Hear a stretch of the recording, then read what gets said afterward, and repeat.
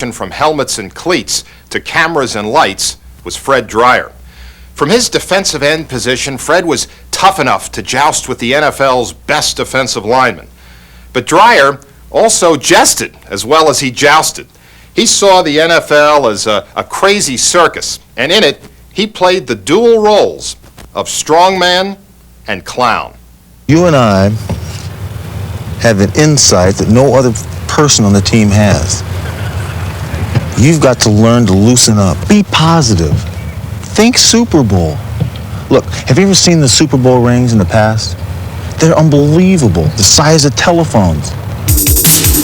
Number 89 Fred Dryer may have been a joker, but when he broke into pro ball with the New York Giants in 1969, a combination of determination and speed marked this card as a pass-rushing ace.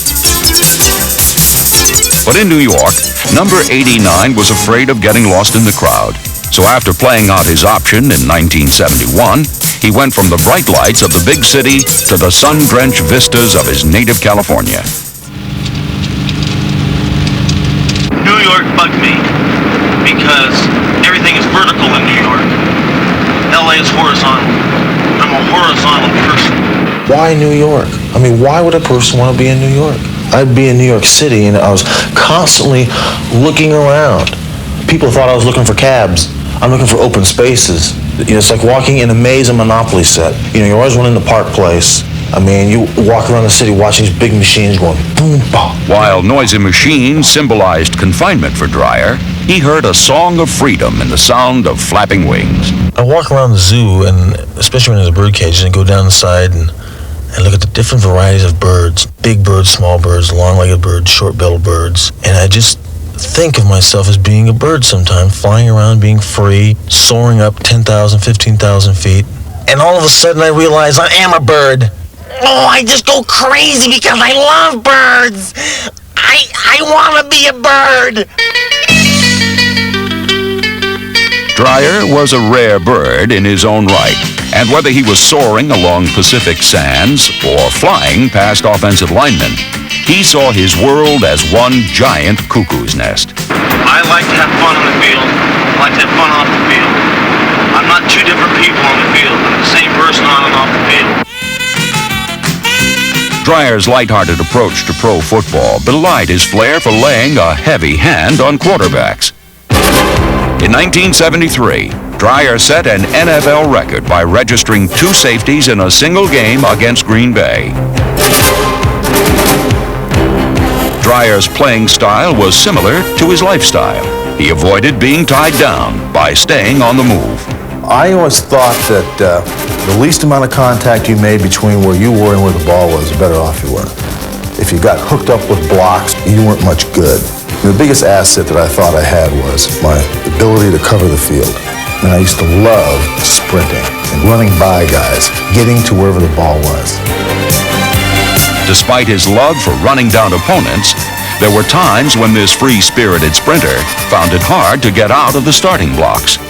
Sometimes you just don't feel like playing. Maybe it was my inner psyche or spirit saying that we just don't want to do this today. But I had definite times when I just literally was like a fish out of water with a football suit on the sideline, and almost falling asleep. Nothing, the crowd, the coaches, the fact that there was this large black fellow running at me, did not do anything to me. Except when I saw the faces of these other psychotic individuals I worked with and realized that, okay, we're going to do this, aren't we? Although Dryer was light for a defensive end, he lasted 13 seasons by stretching himself to the limit on every play. A 2-time Pro Bowl selection, he won the admiration of foes and teammates. But as a maverick, Fred Dryer always found it hard to win the respect of authority figures, especially his final head coach, Ray Malavasi. I always thought that he was looking to replace me. For some reason, if I got blocked or I got knocked down, it was because I was too small, as opposed to some guy just knocking me down. Because after all, if you're playing football, you do at times wind up on your right? And I look back on it now, I realize that if it hadn't been for that type of thing bleeding through my whole career, I probably wouldn't have pushed myself as hard as I did. And I realized that that wasn't my problem, it was their problem. It helped me more so than it did go against me, because the end result was I played well, which was the only thing they couldn't take away from you, was to play well.